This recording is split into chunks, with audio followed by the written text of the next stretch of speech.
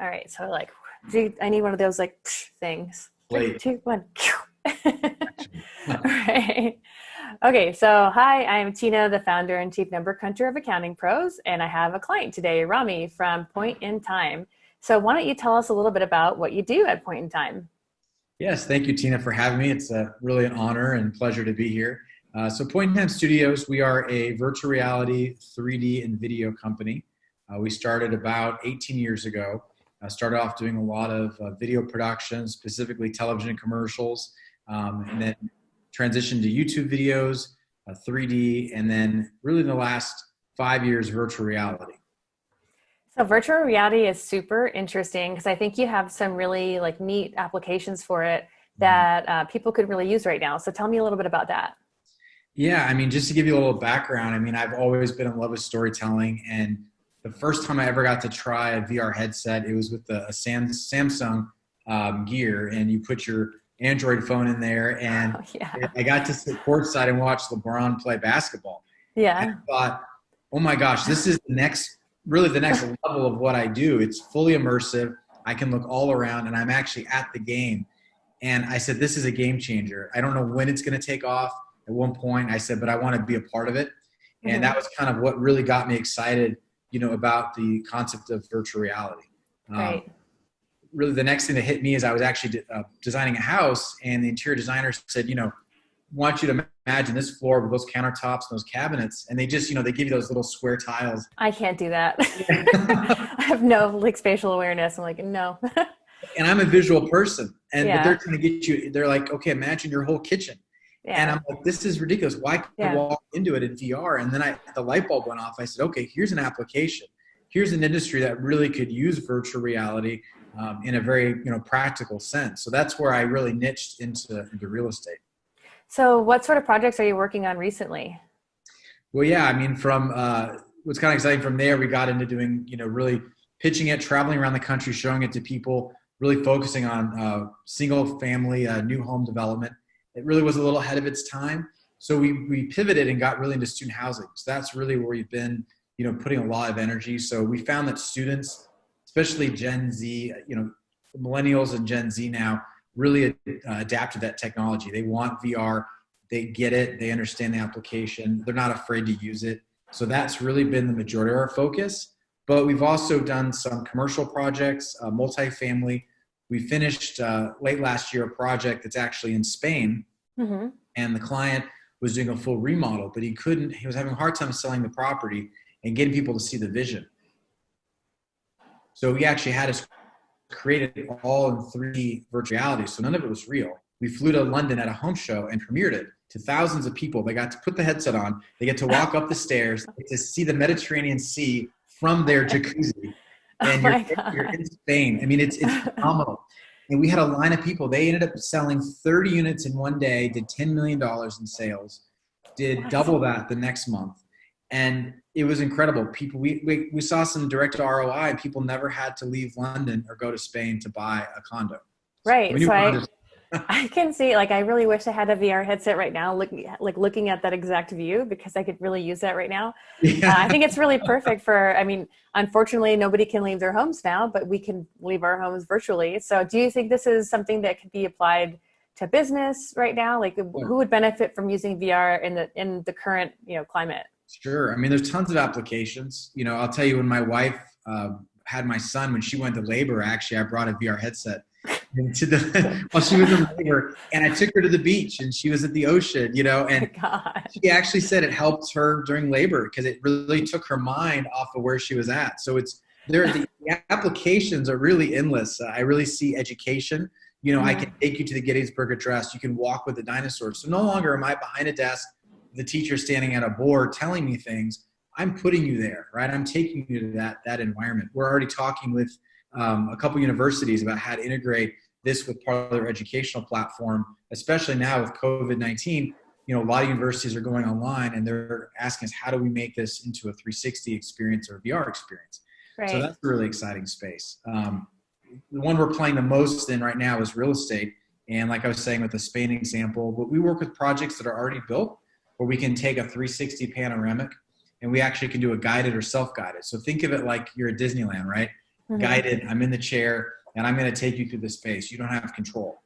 Well, some people like to have that option to control. So we also have another option where you can pick the spaces. So if I want to be in the middle of the pool party and there's live video and audio and I can hear people talking and I'm there, and then I want to go to the kitchen and I can actually control the experience. That's amazing. It's really cool. So it's very next level. And whether I have a headset or not, if I don't have a headset, people always say, well, what if I don't have one? Well, use your iPhone or your Android. As long as it's a smartphone, it has what's called a gyroscope. So if I'm on my phone and I can look around the space using my phone, the phone will adjust. Desktop, the same using your mouse. So it's really agnostic, and we can make it for lots of devices because not everybody has a headset. But that's where we're doing a lot in real estate.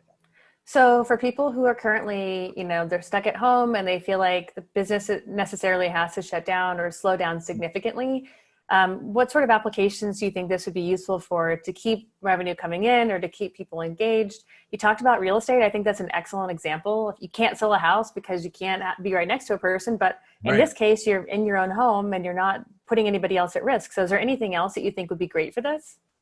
Yeah, I mean, of course, the real estate one's huge right now because, people are trying. I've got a lot of clients, they're panicking because they've got to be able to lease and show their places. So we're doing a lot of that. One of the couple applications, or one of the other ones I think a lot about, when I got into this space, I knew it was going to be a game changer. And unfortunately, we had to have this tragedy to really get this front and center. So I'm getting a lot of people reaching out to me and how can you help, our company?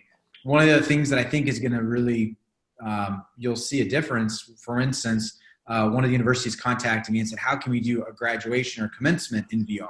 That's such a good idea. My son's actually graduating from high school this year, and he's really, really bummed out that he's not going to have a normal graduation. Yeah. And it's a rite of passage. I totally understand that, but we have to be safe. So that sounds like such a cool idea.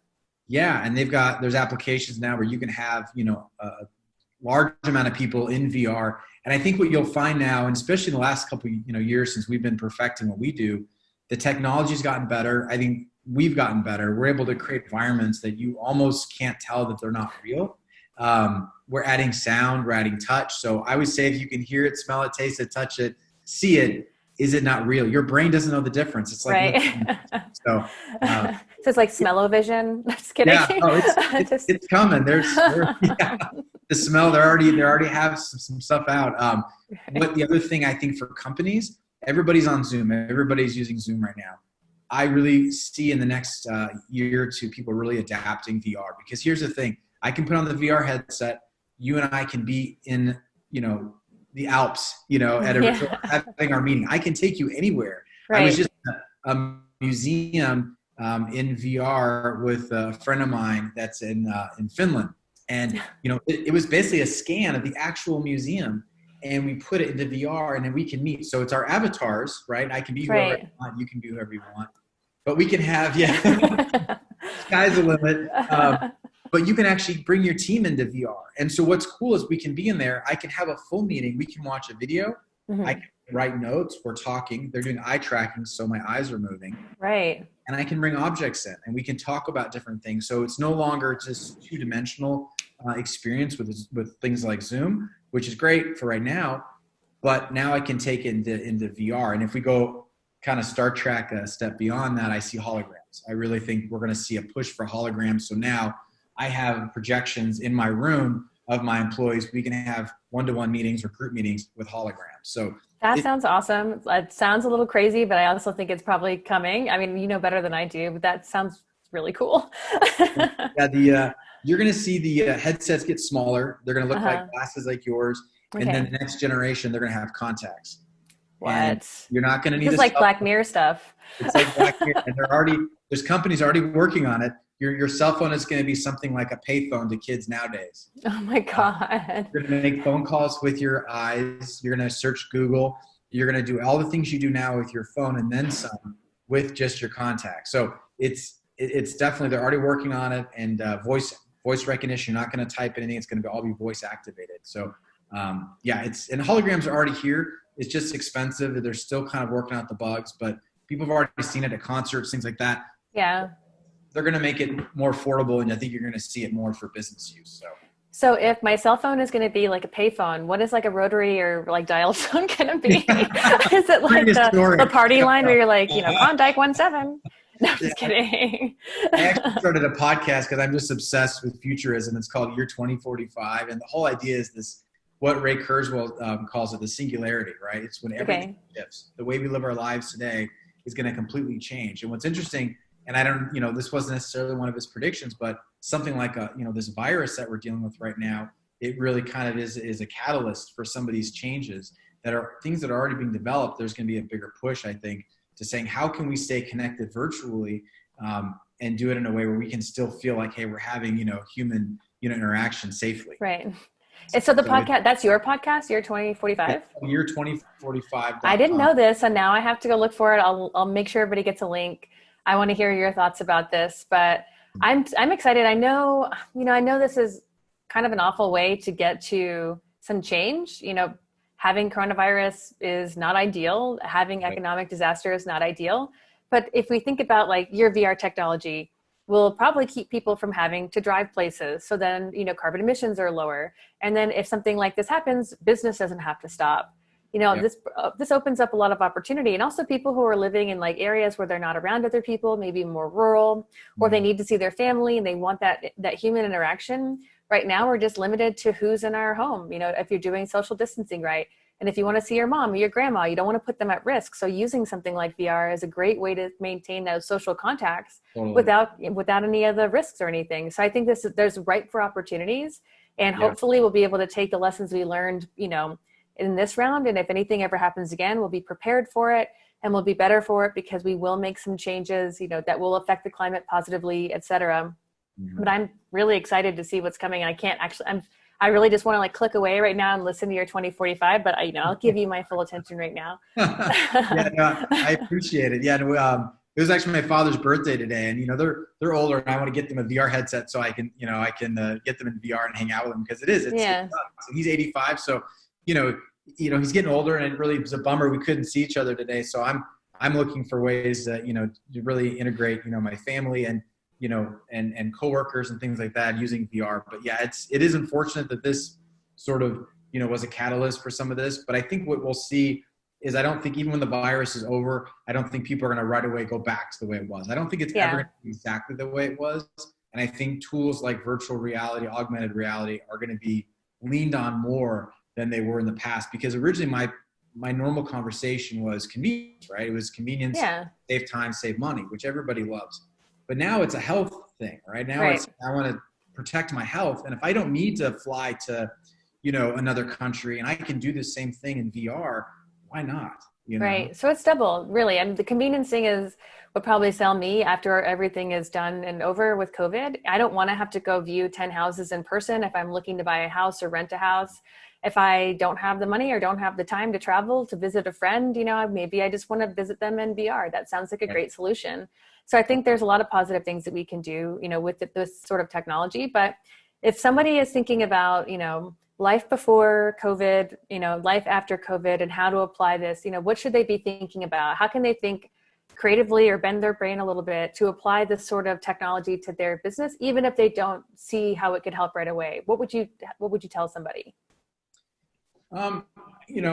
Every business is different, but I think that, the biggest thing I would say is, really open up your mind to new opportunities and new ideas. I think the old way of doing things will kind of, go out the way of the dodo. So we need to sort of embrace this. I think it's harder for older generations. I consider myself kind of, on the cutting edge of stuff, but I've been doing this for a little while. Yeah. But I really try to look forward, right? 5-10 years, and really kind of embrace the technology. I think that's the hardest thing for a lot of business owners. When the last recession happened, everyone kept saying, I just want things to go back the way it was. And I think what I remember and what I'm remembering now is, like, you have to stop having that mindset. You have to be, malleable. You have to adapt to the new reality and say, okay, here's where things are now. How can I make my business adapt? Because if you try to shove, a square peg in a round hole, it doesn't work.